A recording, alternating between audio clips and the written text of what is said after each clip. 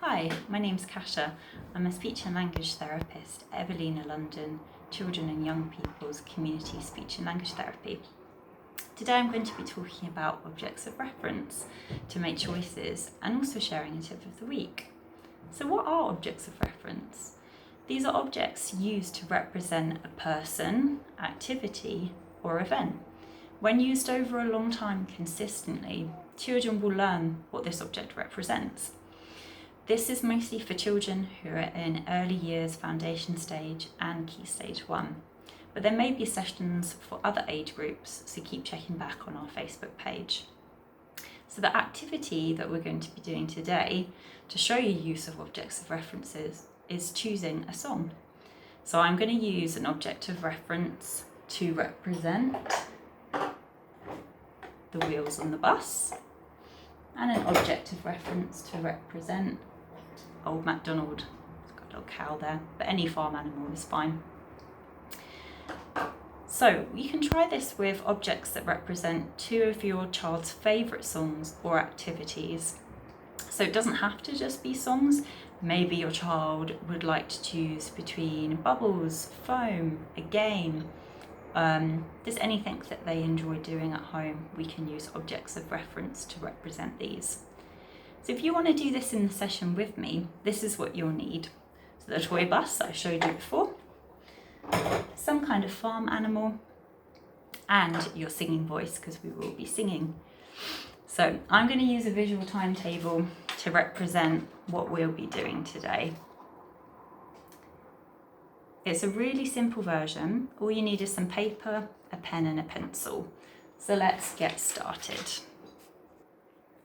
Okay, so let's look at our visual timetable. I've just used a piece of paper and quite a bold pen so it can be seen well in the video. As you can see, my drawings aren't amazing. They don't have to be. It's just as long as your child can tell what the picture represents.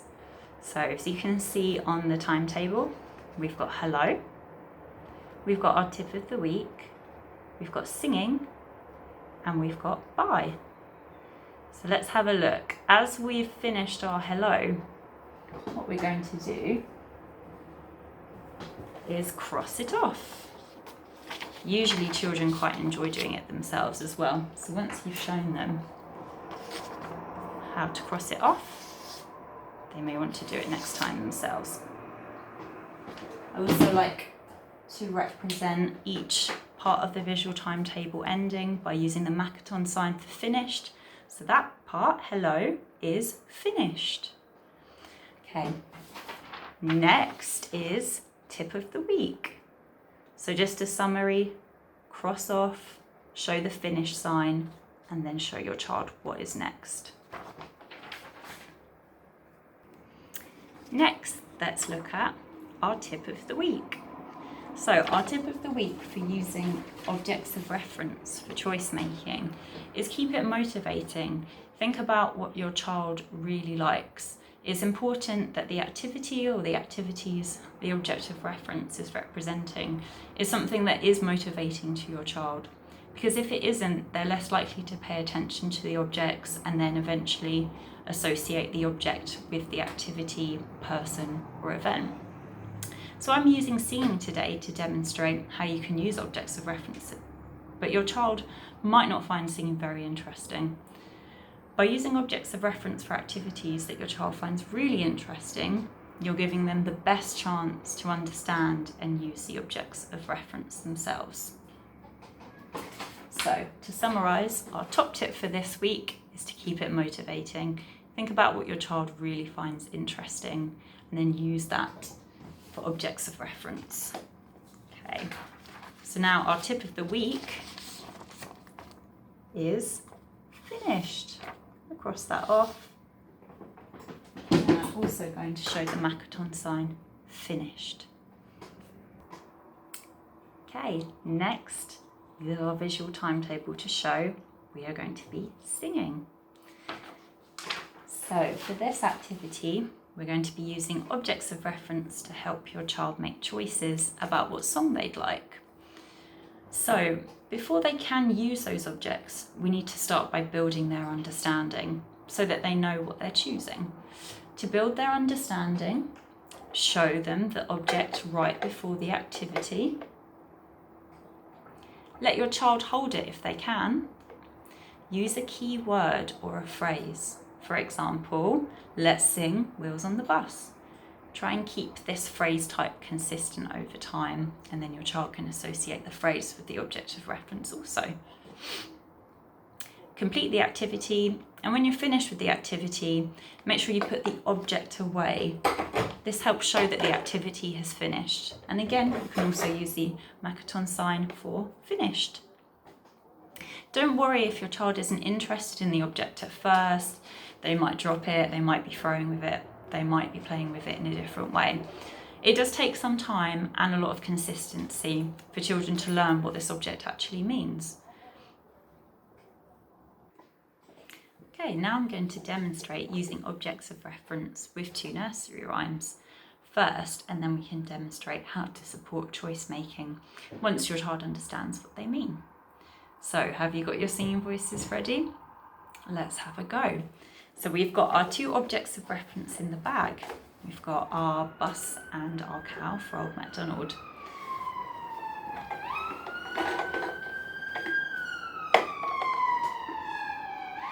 Let's sing the wheels on the bus. The wheels on the bus go round and round, round and round, round and round. The wheels on the bus go round and round all day long. Let's do our next song. Let's sing Old MacDonald. Old MacDonald had a farm, E-I-E-I-O. Old MacDonald had a farm, E-I-E-I-O. And on that farm he had a cow, E-I-E-I-O. With a moo-moo here and a moo-moo there. Here a moo, there a moo, everywhere a moo-moo. Old MacDonald had a farm, E-I-E-I-O.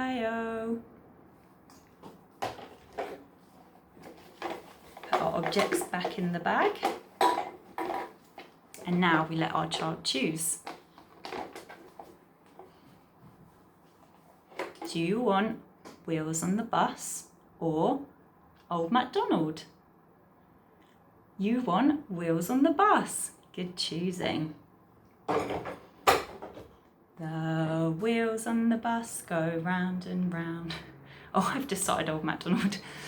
The wheels on the bus go round and round, round and round, round and round. The wheels on the bus go round and round all day long. And we can add a verse as well. The wipers on the bus go swish, swish, swish, swish, swish, swish, swish, swish, swish. The wipers on the bus go swish, swish, swish all day long. Another one you can add. The doors on the bus go open and close, open and close, open and close. The doors on the bus go open and close all day long. Okay, we're going to practice our child choosing another one. So we've done Wheels on the Bus. Do you want Wheels on the Bus or Old MacDonald? You want Old MacDonald. Good choosing. And then sing the song again.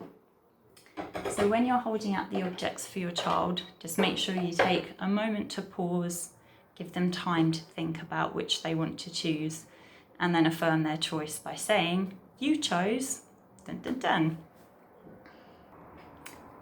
Okay, so our singing is finished. Let's cross it off our visual timetable with a big cross. Use our Makaton sign.